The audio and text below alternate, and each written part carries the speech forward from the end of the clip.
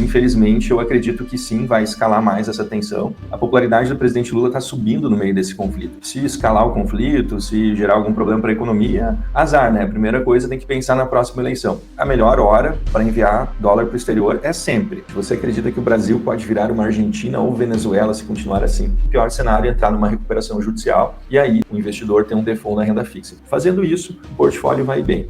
Olá, sejam todos muito bem-vindos. Começando mais um vídeo aqui no canal. Para quem ainda não me conhece, meu nome é Luciano Herzog. Eu atuo como consultor de investimentos, te ajudo a investir de forma mais segura, mais rentável e ter uma vida melhor.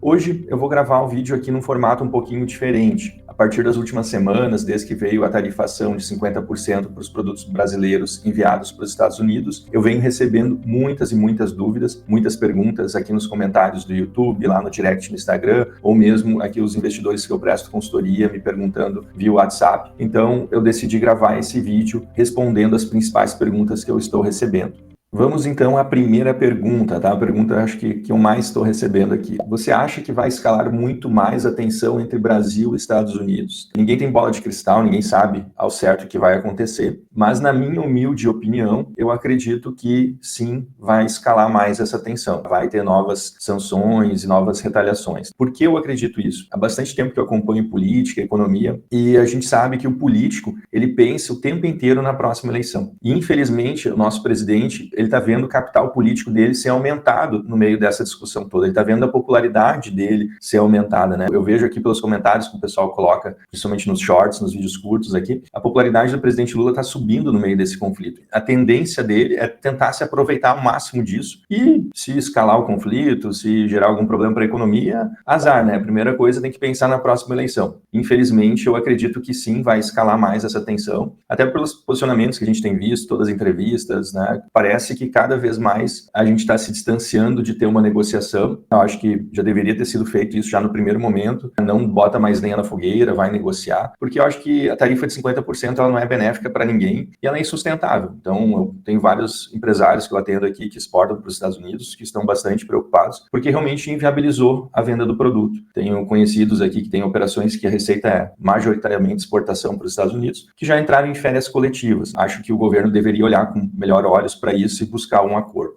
Segunda pergunta, que também recebi bastante, acho que é a segunda que eu mais recebi. Envio dinheiro para o exterior hoje mesmo com essa treta toda e o dólar subindo, como fica? Para quem me acompanha aqui há mais tempo, para quem é investidor que eu presto consultoria, sabe que a melhor hora para enviar dólar para o exterior é sempre. A gente tem que ter uma alocação estrutural na carteira internacional e sempre tem que estar fazendo câmbio para buscar esse tamanho ideal, percentualmente, de alocação internacional. Bom, vamos presumir que esse investidor que mandou a dúvida aqui, ele tenha zero exposição no exterior. É óbvio que algumas semanas atrás, quando o dólar estava mais descontado, abaixo de 5,50 era melhor ter enviado, mas se tu tem zero, tem que começar, tem que mandar uma posição agora já e procurar ter um alvo de alocação estrutural e acertar ele com o tempo. Ah, Luciano, mas agora a renda fixa aqui no Brasil está tão boa, né? Por que eu vou sair da renda fixa do Brasil? Aqui a gente tem um prêmio tão bom, por que eu vou para o exterior? Olha, se a gente está com uma renda fixa tão alta, se a gente está com um prêmio tão alto, é porque o risco é muito alto. Então, o nosso fiscal está estourado, a gente pode entrar de novo num cenário de dominância fiscal, tem uma hiperinflação, então é por isso que a renda fixa está tão elevada. Meu trabalho aqui não é saber se isso vai acontecer ou não, tentar prever o futuro, mas eu tenho que blindar os investidores de todos os riscos. Então, se a gente tem um risco elevado no Brasil, uma das formas que a gente tem de se blindar é investir no exterior. Então, por isso que eu sou super a favor do investimento, ter uma alocação estrutural no portfólio do investimento global.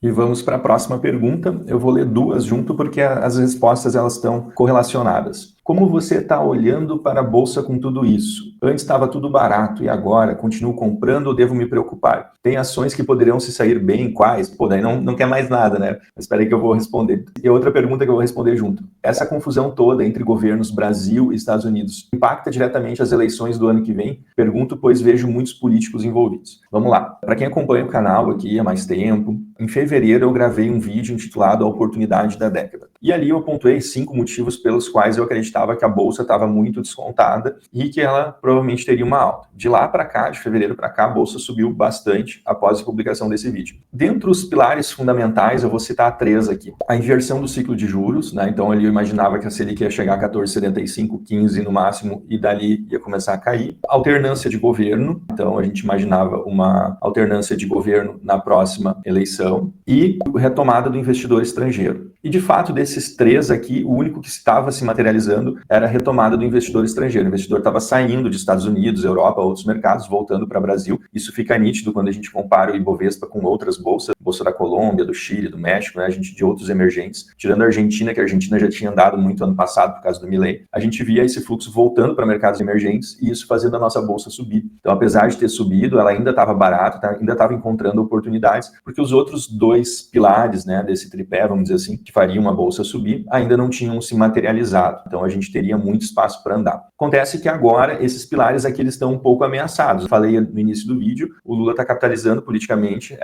com toda essa discussão, e a gente pode que esse cenário de alternância de governo não fique tão claro. E se a gente continuar com uma inflação alta, pode ser que a curva de juros não inverta, a gente continua com a Selic elevada. Então, o risco aumentou e por isso que a gente está tendo essa correção nos ativos, tá? Mas, de outro lado, também começou a aumentar as oportunidades. Então, tem várias ações que antes a gente não estava mais conseguindo comprar, porque tinha fugido do nosso preço teto de compra, e agora elas caíram nesses últimos dias, apresentando a oportunidade. Ah, Luciano, quais nomes? Bom, obviamente eu não vou falar quais nomes em respeito a quem é nosso cliente aqui da consultoria, mas sim, existe agora oportunidades abrindo. Então, o mesmo que eu comentei antes sobre a alocação estrutural no exterior, para quem tem perfil para a bolsa, tem idade para isso, tem um capital de longo prazo, tem que manter um percentual também alocado em bolsa. Eu super defendo essa alocação. E agora, conforme a bolsa for corrigindo, tem que ir aumentando dentro das melhores oportunidades que a gente está vendo aqui. Então, basicamente é isso. Sobre a questão política, sim, ela afeta. Então, a gente vê políticos de ambos os lados tentando capitalizar isso politicamente. E a gente vê aí que nas pesquisas já começa a aparecer dados diferentes, né? Essa bagunça toda, sim, vai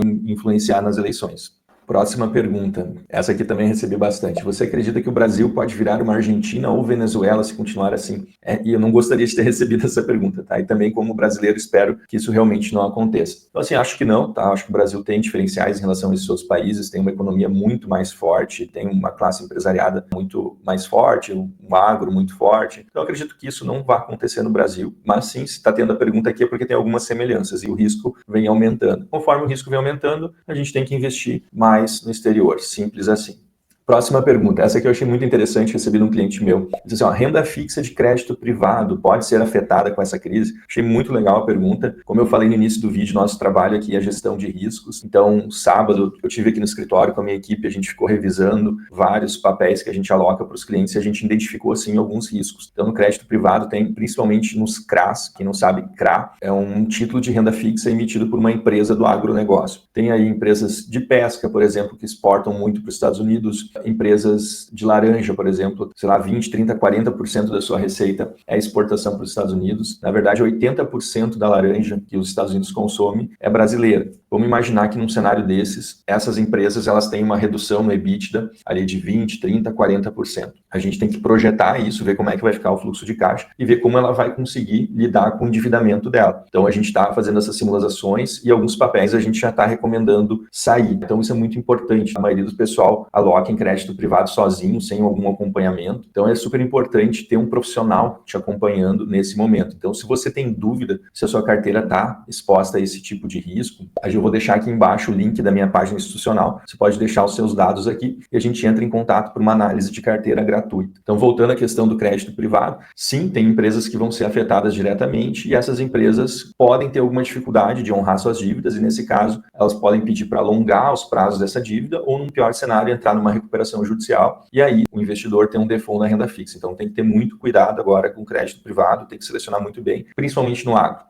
E a última pergunta de hoje, meu amigo Lucas me mandou aqui, gaúcho, né? Vamos ver que mandou aqui. Tchê, o que vai acontecer ninguém sabe nessa treta de Trump, Lula e Moraes. Correto? Ninguém sabe. Mas o que poderia se fazer para proteger o dinheiro investido aqui no teu ponto de vista? Ótima pergunta. Eu só mudaria o seguinte, tá? O que a gente tem que fazer quando a gente vai montar um portfólio de investimentos, a gente olha só o quanto a gente vai ganhar, né? Quanto que cada ativo promete dar de rentabilidade dali para frente. Mas quando a gente vai montar o portfólio de investimentos, a gente tem que pensar em todos os riscos que podem acontecer. Então, se a inflação disparar, tem que estar preparado. Se o CDI ficar alto muito tempo, tem que estar preparado. Se criarem um ambiente bom para as empresas aqui, eu tenho que estar preparado, tem que ter equities para surfar essa onda que vai vir. Ah, se o Brasil for mal, tem que ter uma alocação no exterior. Se tudo for mal, tem que ter um hedge na carteira também. Então, o que eu queria dizer é o seguinte, quando a gente tem um portfólio balanceado, a gente vai bem em todos os cenários, com inflação alta, baixa, juro alto, juro baixo, exterior, dólar alto, baixo, a gente tem que ir bem em todos os cenários. Então, eu defendo muito a gente ter um portfólio balanceado. balanceada, e isso nos protege desses cenários como que a gente está vivendo. O que eu poderia dar de dica extra para esse momento específico? Primeira coisa, aumentar a posição de caixa, então acho muito interessante. Selic está num patamar de juro real bastante elevado, então ter uma alocação de caixa agora eu acho que é muito oportuno, que pode nos dar a oportunidade de alocar em boas empresas, bons ativos bastante descontados, tá? Então acho que é legal ter caixa nessas horas. Segundo,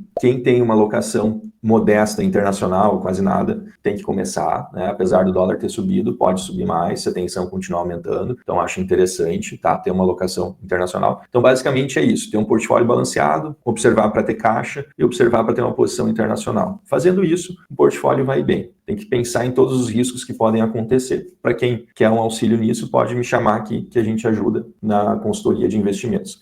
Por hoje é isso, pessoal. Espero que vocês tenham gostado desse formato de perguntas e respostas. Podem deixar aqui nos comentários se vocês gostaram, se tem outras dúvidas que queiram enviar. E quem sabe a gente faz o número 2 desse vídeo, né? Se o pessoal gostar, demandar, a gente faz mais um nesse formato de perguntas e respostas. Muito obrigado e até o próximo vídeo.